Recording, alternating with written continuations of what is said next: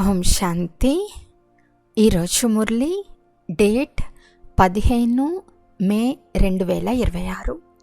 బాబా చెప్తున్నారు, మధురమైన పిల్లలు, ఈ ప్రపంచం శ్మశాన వాటికగా అవ్వనున్నది కనుక దీనిపై మనసు ఉంచుకోకండి, స్వర్గంను స్మృతి చేయండి.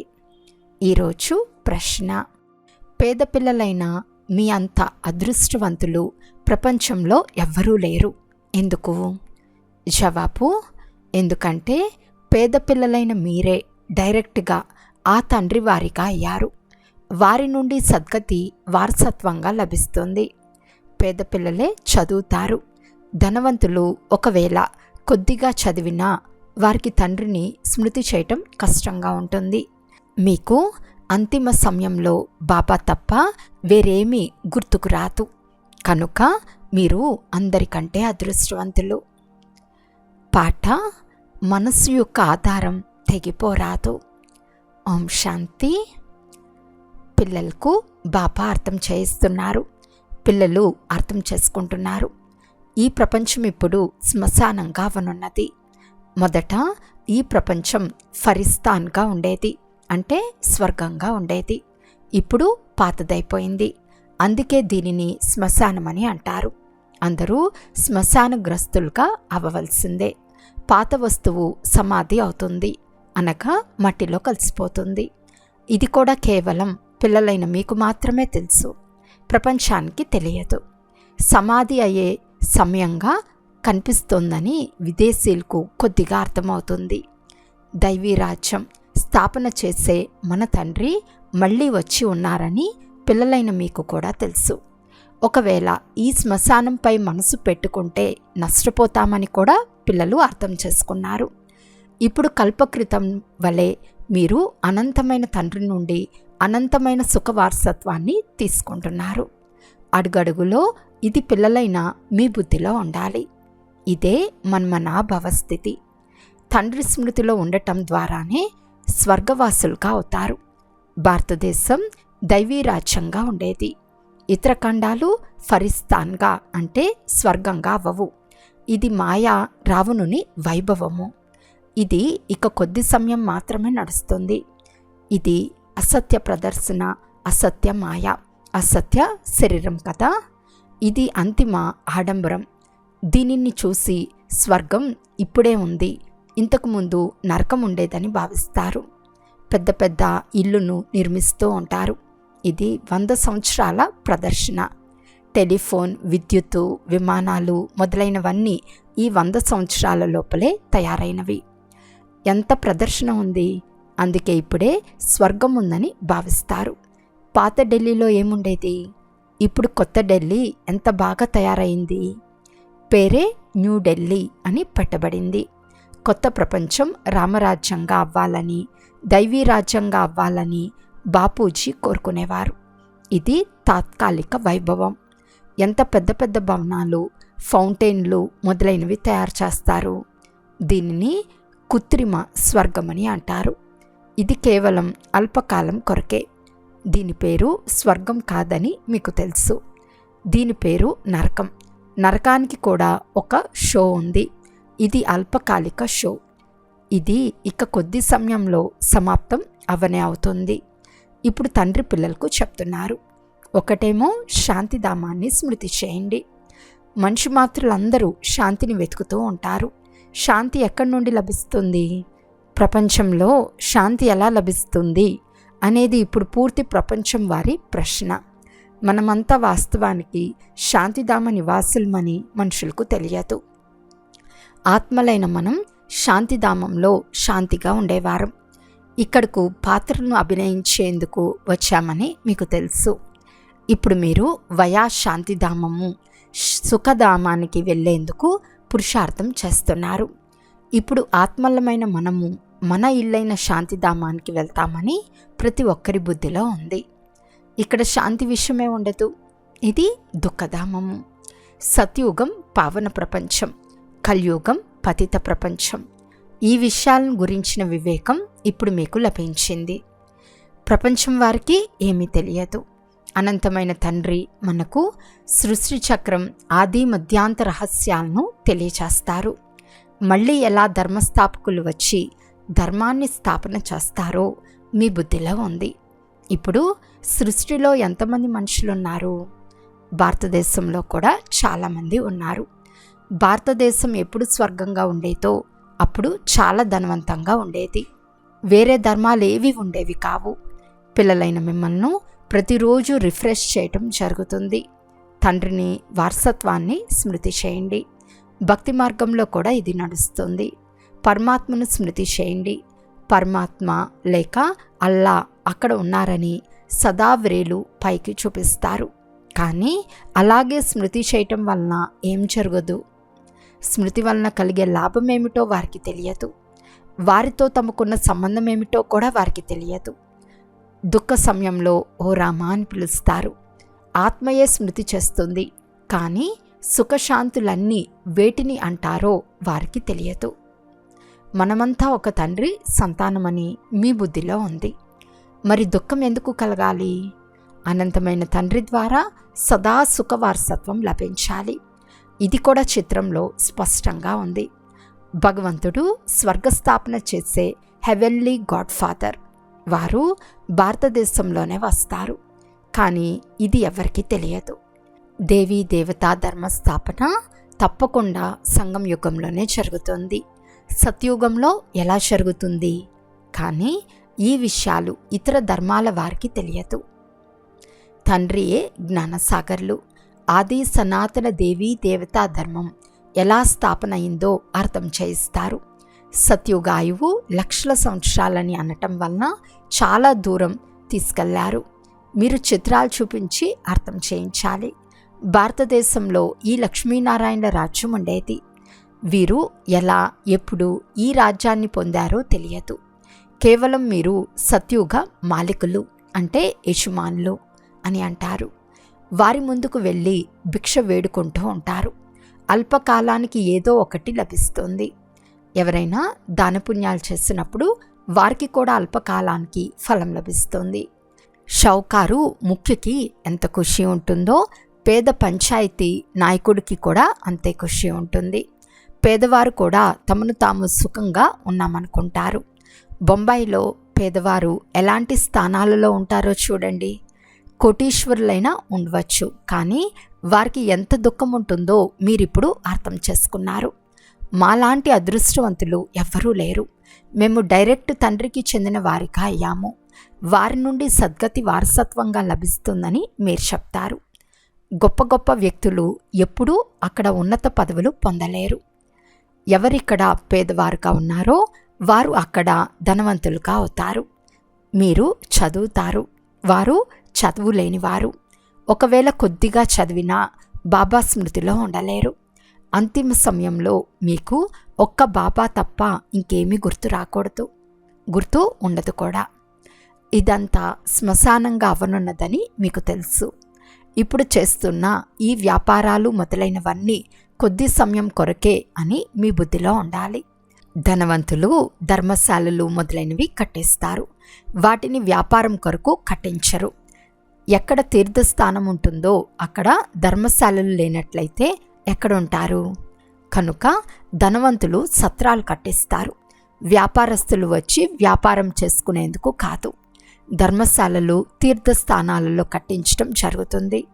ఇప్పుడు మీ సేవా కేంద్రాలు అతిపెద్ద తీర్థస్థానాలు. మీ సేవా కేంద్రాలు ఎక్కడెక్కడ ఉన్నాయో అవి పెద్ద పెద్ద తీర్థస్థానాలు. అక్కడి నుండి మనుషులకు సుఖశాంతులు లభిస్తాయి. మీ ఈ గీతా పాఠశాల చాలా పెద్దది. ఇది సంపాదనకు ఆధారము. దీని ద్వారా చాలా సంపాదన జరుగుతుంది. పిల్లలైన మీ కొరకు ఇది కూడా ధర్మశాలయే, అతిపెద్ద తీర్థస్థానం. మీరు అనంతమైన తండ్రి ద్వారా అనంతమైన వారసత్వం తీసుకుంటారు. ఇంతటి పెద్ద తీర్థస్థానం వేరేదేది ఉండదు. ఆ తీర్థస్థానాలకు వెళ్ళటం వలన మీకు ఏమీ లభించదు. ఇది కూడా మీకు తెలుసు. భక్తులు చాలా ప్రేమగా మందిరాలలో చరణామృతాన్ని తీసుకుంటారు. దాని ద్వారా మా హృదయం పవిత్రంగా అవుతుందని వారు భావిస్తారు. కానీ అది కేవలం నీరు మాత్రమే. ఇక్కడ బాబా చెప్తున్నారు, నన్ను స్మృతి చేసినట్లయితే వారసత్వం లభిస్తోంది. ఇప్పుడు అనంతమైన తండ్రి నుండి మీకు అవినాశి జ్ఞాన రత్నాల ఖజానా లభిస్తుంది. తరచుగా శంకరుని వద్దకు వెళ్తారు. అమర్నాథుడు పార్వతీకి కథను వినిపించాడని అంటారు. మా చోలను నింపండి అని కూడా అంటారు. ఇప్పుడు మీరు అవినాశి జ్ఞాన రత్నాలతో జోలను నింపుకుంటారు. అమర్నాథుడు కూర్చుని ఎవరో ఒకరికే కథను వినిపించరు. తప్పకుండా చాలామంది ఉంటారు. అది కూడా మృత్యులోకంలోనే ఉంటారు. సూక్ష్మవతనంలో కథను వినిపించే అవసరమే ఉండదు. అనేక తీర్థస్థానాలు తయారు చేశారు. సాధు, సన్యాసులు, మహాత్ములు మొదలైన వారు చాలామంది వెళ్తారు. అమర్నాథ్ యాత్రకు లక్షల మంది వెళ్తారు. కుంభమేళాలో గంగా స్నానం చేసేందుకు చాలా ఎక్కువ మంది వెళ్తారు. మేము పావనంగా అవుతామని భావిస్తారు. వాస్తవానికి ఇదే కుంభమేళా. ఆ మేళాలు అనేక జన్మల నుండి చేస్తూ వచ్చారు. కానీ దాని ద్వారా ఎవరు వాపస్ ఇంటికి వెళ్ళరు. ఎందుకంటే ఆత్మ ఎప్పుడు పవిత్రంగా అవుతుందో అప్పుడే వెళ్ళగలదని తండ్రి చెప్తారు. కానీ అపవిత్రమైన కారణంగా అందరి రెక్కలు విరిగిపోయి ఉన్నాయి. ఆత్మకు రెక్కలు లభించాయి. యోగంలో ఉండటం వలన ఆత్మ అన్నిటికంటే తీవ్రంగా ఎగురుతుంది. ఎవరి లెక్కాచారమైన లండన్లో, అమెరికాలో ఉన్నట్లయితే వెంటనే ఎగిరి అక్కడకు ఒక్క క్షణంలో చేరిపోతుంది. కానీ ఎప్పుడు కర్మాతీతులుగా అవుతారో అప్పుడే ముక్తిధామానికి వెళ్ళగలరు. అంతవరకు ఇక్కడే జన్మ మరణాలలో వస్తూ ఉంటారు. ఎలాగైతే డ్రామా టిక్ టిక్ అని నడుస్తుందో ఆత్మ కూడా అంతే. టిక్ అంటూనే అది వెళ్ళిపోతుంది. ఆత్మ వంటి తీక్ష్ణమైన వస్తువు ఏది ఉండదు. గుంపులు గుంపులుగా ఆత్మలన్నీ మూలవతనానికి వెళ్తాయి. ఎక్కడకు వెళ్ళటానికైనా ఆత్మకు సమయం పట్టదు. మనుషులు ఈ విషయాలను అర్థం చేసుకోరు. నూతన ప్రపంచంలో తప్పకుండా కొద్దిమంది ఆత్మలే ఉంటారని, అక్కడ చాలా సుఖంగా ఉంటారని మీ బుద్ధిలో ఉంది. అదే ఆత్మలు ఇప్పుడు 84 జన్మలు అనుభవించి చాలా దుఃఖంలో ఉన్నారు. మీకు మొత్తం చక్రం గురించి ఇప్పుడు తెలిసింది. మీ బుద్ధి నడుస్తుంది. వేరే మనుషు మాతృల బుద్ధి నడవదు. ప్రజాపిత బ్రహ్మ కూడా గాయనం చేయబడ్డారు. కల్పక్రితం కూడా మీరు ఇలాగే బ్రహ్మకుమారి కుమారులుగా అయ్యారు. మేము ప్రజాపిత బ్రహ్మ సంతానమని మీకు తెలుసు. మన ద్వారా బాబా స్వర్గస్థాపన చేయిస్తున్నారు. ఎప్పుడు నెంబర్వార్ పురుషార్థానుసారం యోగ్యులుగా అవుతామో అప్పుడు పాత ప్రపంచం వినాశనం అవుతుందని కూడా మీకు తెలుసు. త్రిమూర్తులు కూడా ఇక్కడే మహిమ చేపట్టారు. త్రిమూర్తి చిత్రాన్ని కూడా ఉంచుతారు. అందులో శివుణ్ణి చూపించరు. బ్రహ్మ ద్వారా స్థాపన అని కూడా అంటారు. ఎవరు చేయిస్తారు? శివ్ బాబా. విష్ణు ద్వారా పాలన అని అంటారు. ఇప్పుడు బ్రాహ్మణులైన మీరు దేవతలుగా అయ్యేందుకు అర్హులుగా అవుతున్నారు. ఇప్పుడు మీరు ఆ పాత్రను అభినయిస్తున్నారు. కల్పం తర్వాత మళ్ళీ అభినయిస్తారు. మీరు పవిత్రంగా అవుతారు. కామం అన్న శత్రువును జయించండి. నన్నొక్కరినే స్మృతి చేయండి అనున్నది బాబా ఆజ్ఞ అని అందరికీ చెప్తారు. చాలా సహజమైనది. భక్తి మార్గంలో పిల్లలైన మీరు చాలా దుఃఖాన్ని చూశారు. కొద్దిగా సుఖమున్నప్పటికీ అది అల్పకాలం కొరకే. భక్తిలో సాక్షాత్కారాలు అవుతాయి. అది కూడా అల్పకాలానికే. మీ ఆశ పూర్తి అవుతుంది. మీ సాక్షాత్కారాలు కూడా నేనే చేయిస్తాను. డ్రామాలో నిర్ణయింపబడి ఉంది.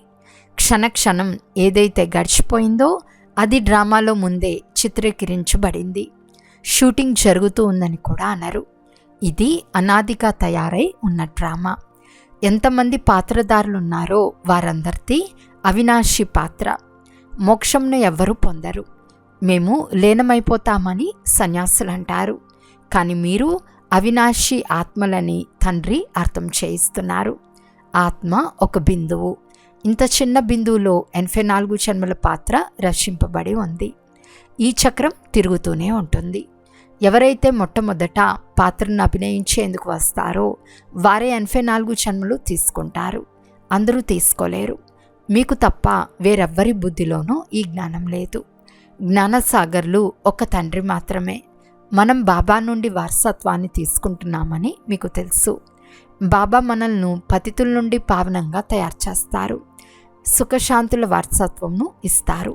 సత్యుగంలో దుఃఖానికి నామరూపాలే ఉండవు.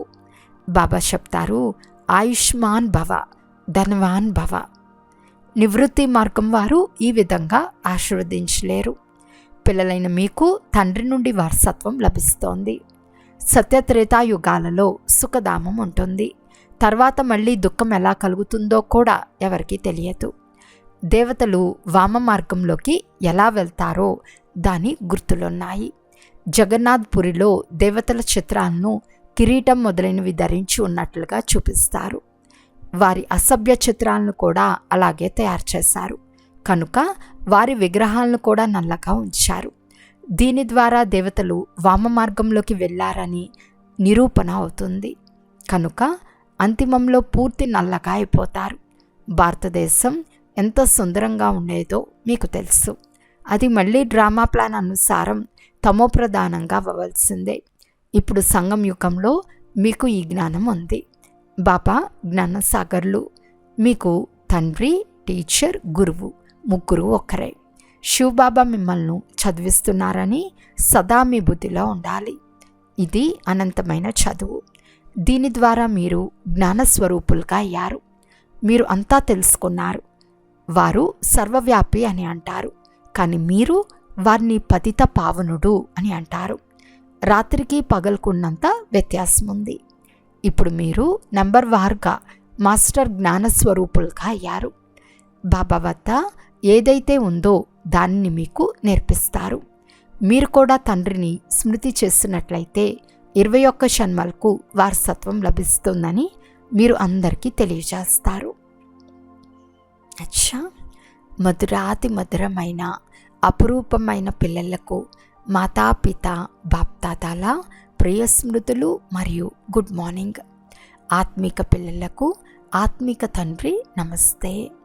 ఆత్మిక తండ్రికి ఆత్మిక పిల్లల యొక్క ప్రియ స్మృతులు మరియు నమస్తే నమస్తే నమస్తే. ధారణ కొరకు ముఖ్య సారము. ఫస్ట్ పాయింట్, స్వయం రిఫ్రెష్గా ఉంటూ ఇతరులను కూడా రిఫ్రెష్ చేసేందుకు తండ్రి మరియు తండ్రి వారసత్వ స్మృతిలో ఉండాలి. అంతేకాక అందరికీ స్మృతిని ఇప్పించాలి. సెకండ్ పాయింట్, ఈ పాత ప్రపంచంపై శ్మశానంపై మనసు ఉంచుకోరాదు. శాంతిధామము సుఖధామాన్ని స్మృతి చేయాలి. దేవతలుగా అయ్యేందుకు స్వయాన్ని యోగ్యులుగా చేసుకోవాలి. ఈరోజు వరదానము. ఈశ్వరీయ అథారిటీ ద్వారా సంకల్పము లేక బుద్ధిని ఆర్డర్ అనుసారం నడిపించే మాస్టర్ సర్వశక్తివాన్ భవ. ఎలాగైతే స్థూలమైన చేతిని కాలిని పూర్తి సహజంగా ఎక్కడ కావాలంటే అక్కడ ఉపయోగిస్తారో లేక కర్మలో ఉపయోగిస్తారో, అలా సంకల్పము లేక బుద్ధిని ఎక్కడ కావాలంటే అక్కడ ఉపయోగించగలగాలి. దీనినే ఈశ్వరీయ అథారిటీ అని అంటారు. ఎలాగైతే వాచలోకి రావటం సులభమో అలా వాచ నుండి అతీతంగా వెళ్ళటం కూడా అంత సహజమైపోవాలి. ఈ అభ్యాసం ద్వారానే సాక్షాత్కార మూర్తులుగా అవుతారు. కనుక ఇప్పుడు ఈ అభ్యాసాన్ని సహజంగా నిరంతరంగా చేసుకోండి. అప్పుడు మాస్టర్ సర్వశక్తివంతులు అని అంటారు. స్లోగన్: స్వస్థితి శక్తిశాలిగా ఉంటే దాని ముందు పరిస్థితి ఏమీ చేయలేదు. అవ్యక్త సూచన: సదా అచల్ అడోల్ ఏకరస స్థితిని అనుభవం చేయండి. మీ ఏకరస అచల స్థితి యొక్క స్మృతి చిహ్నమే ఈ అచల్ ఘర్. ఎలాగైతే బాప్ దాదా ఏకరసంగా ఉంటారో అలా పిల్లలు కూడా ఏకరసంగా ఉండాలి.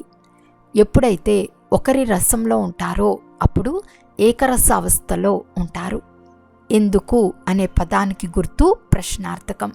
ఇది అన్నిటికంటే వంకరగా ఉంటుంది. ఎందుకు, ఏమిటి అనే పదాలు వెళ్ళిపోయినప్పుడు డ్రామా యొక్క భావిపై ఏకరస స్థితిలో స్థిరంగా ఉండగలరు. అచ్చా, ఓం శాంతి.